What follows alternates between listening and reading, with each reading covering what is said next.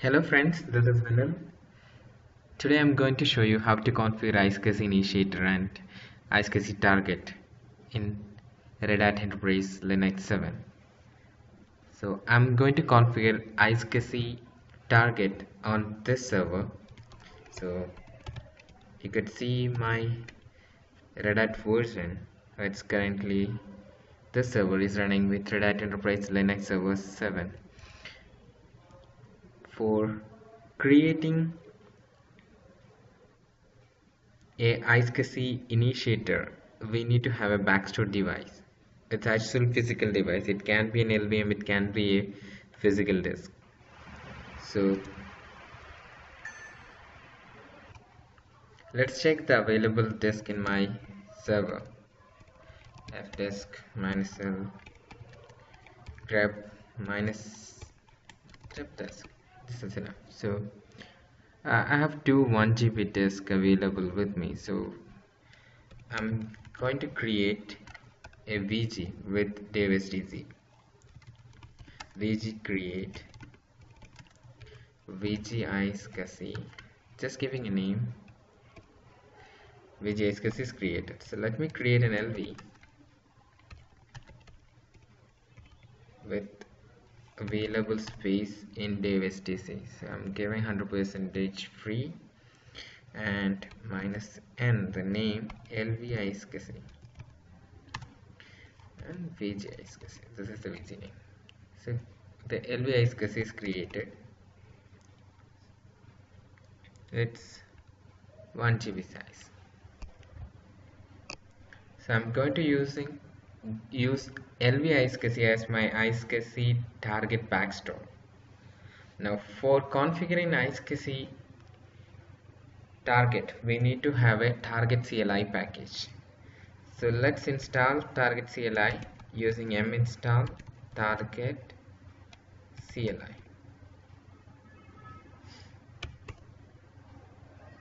So target CLI is currently installed. Now let's run the target CLI command. This is a command which we use to configure iSCSI target in Red Hat 7.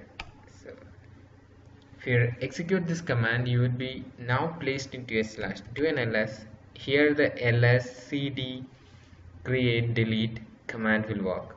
So this is hierarchy for this iSCSI target configuration. So here you could see the backstore, and this is the type of backstore. You have a block device, you have a file IO device, and physical SCSI and RAM disk, and you have an iSCSI folder. This folder would contain the iSCSI configuration, and you have a loopback folder too. So let's go to CD backstores. So under backstores you have different type of backstores available.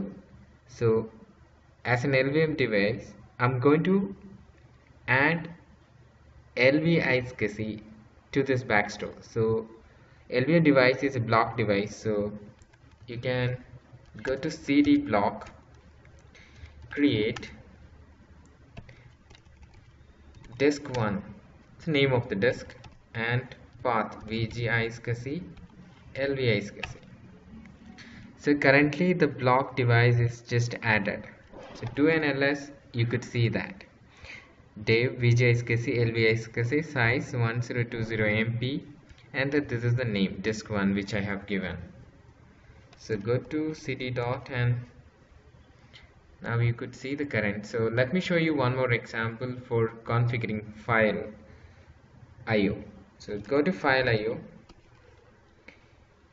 create disk 2, and this is the location. Save file, say disk 2, and size I'm giving 100 MB size. So this command will create a file with a size of 100 MB. So do an ls, you can see that. So disk 2 is a file. size of 100 MB. So go to cd slash and do an ls. Now you could see the backstore. Under backstore you have a block, under block you have a disk1, file IO, under file IO you have a disk2. So the block device is the LVN device and the file IO is just a file which we created with 100 MB. And currently you can see these two devices are deactivated because we have not added these to any of the iSCSI configuration. So go to iSCSI, do an ls. Now nothing is there. So first we need to configure an IQN number for this particular target. So IQN 2014-11.com.vinyl server. I'm creating IQN. This is the format of IQN, and I think I added one more extra dot. So let me remove that. Yeah. Now this is the year, month, and this is your domain and the field name. So just press enter. So you could see it's created a target with this name, and it's also created a target port group. Do an ls, you could see that. So under iSCSI you have a target, and under target you have a target port group. Under target port group you have an ACL, LANs and portals. So ACL is the rules that you can create here to access the LANs under this target port group 1, and LANs are the backstore devices what we created here. We are going to add these two devices to this LAN for giving to initiators. And portal, this particular folder would contain the IP address to access this particular target. So let's create a ACL now. So go to cd IQN and cd target port 1 and cd ACL. So do a create IQN dot 2014 year 11 month .com .vinyl client. So this is the ACL name. So when I am trying to access this particular target from an initiator, I need to specify this name in my initiator name for accessing the lens under this target. So I'll show you that configuration in the initiator configuration. Currently we are doing the target configuration. So let's do an ls to verify. Go to cd slash. Now let's add the lens. cd lens create backstore block device and disk1. So now you could see that it's currently LAN 0 is mapping to this node ACL IQN .2014-11.com.vinyl.client. Now let's add the other one, cd backstore file IO disk2. So this is also mapped to the same client. Do an ls, you could verify that. So under LAN you have LAN 0 and LAN 1. You could see the path of the particular thing. You have an LVM backstore and you have a file backstore here. So go to cd.hot. Now for accessing this particular target, we need to configure an IP address. So go to portal, create IP address of this server 1.2.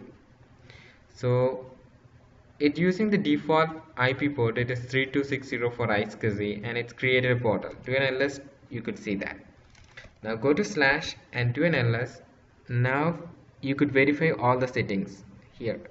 So under backstore you have disk1, disk2, and disk1 is a block device, disk2 is a file, and iSCSI, this is the target IQN number, and under that you have an ACL. This is a client initiator name, and there are two LANs mapped to this particular ACL, and this is a portal, and you have two LANs. So the iSCSI target configuration is finished. Let's do an exit. Upon exit, this will save all the configuration to this particular location. etc target save config.json. So currently the target configuration is finished, and for accessing iSCSI over the network we need to create a rule in the firewall so that the other client can access this iSCSI devices. So you have a command firewall cmd add dash port equal to 3260. That's the port number for iSCSI slash TCP. It's a TCP protocol, and do dash dash permanent. Alright, the firewall D is not running. Let's start that. Systemctl start firewall D. It's now started. So let's run the command once again. So now it's showing us successful. So for reading this configuration again, let's do a reload. Firewall cmd dash reload. So this will reread the configuration once again. So let's verify that. Firewall dash cmd dash dash list dash all. So now you could see the port 3260 is excluded. So for firewall configuration is finished. Now let's enable the target services. Let's check that. Systemctl target.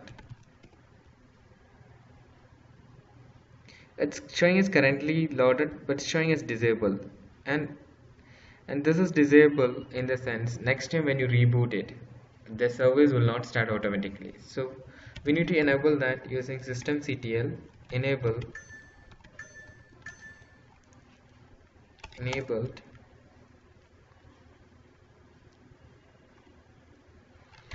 target. Sorry, we need to use enable target. So this is currently enabled. Let's check the status once again. So now you could see this is enabled. So the target configuration is finished. Now let's work on the client side. This is my client. So you could see this server is also running in Redhat Enterprise Linux 7.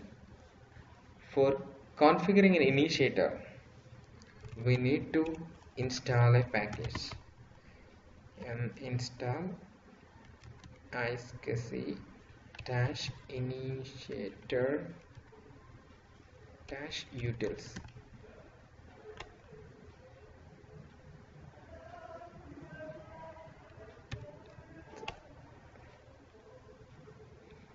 The initiator utility is installed now. So now you have a command iSCSI adm -m. M is a mode, and currently we are going to discover the target. So mode is discovery, and -t send target, -p the portal address 192.168.1.2:3260. This is the port. Yeah, you could see the target is discovered now. This is our target. So before logging into this target, we have created an ACL in the target. So we need to add the initiator name. Go to etc iSCSI initiator name.iSCSI file. So here let's change this to the initiator name which we have mentioned in the ACL. So initiator IQN 2014-11.com.vanilla:client. This is the ACL that I mentioned. So let's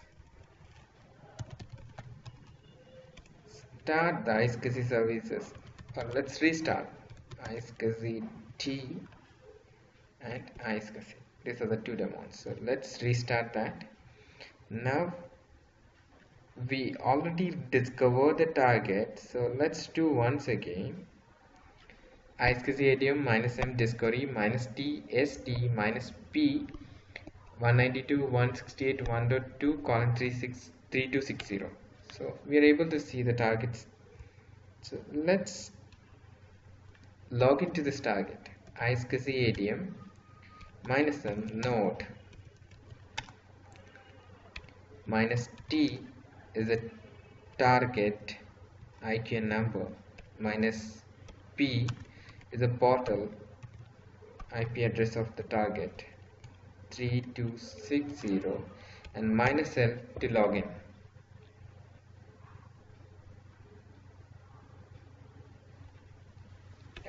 It seems to be successful. Let's do a lsblk list block device. You could see an STC and STD is currently available to this. Now these are from the iSCSI target. So you could also verify this in dmessage. Look at this two entry, unknown partition table. So we are getting the length from this iSCSI targets SDC and STD. Also in tail war log messages, here also you could see this information. These are the two devices available.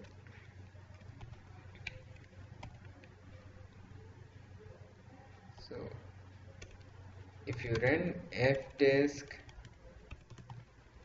-l grep disk, you could see these two devices here, STC and STD. This is the file layer, this is the block device which we given into the iSCSI target. Now normal procedure, you could create an LV or VG whatever using this two disk. So I can show you that also using pv create SDC VG create VG data LV create. Let's use full size VG data LVS mkfs.xfs. So I'm going to create an XFS file system on VG data lvol 0 mkdir/iSCSI mount/dev VG data lvol 0 iSCSI. So now it's mounted. So we are using SDZ from iSCSI Initiator. So that's all about the iSCSI Initiator and iSCSI target configuration. Hope you liked it.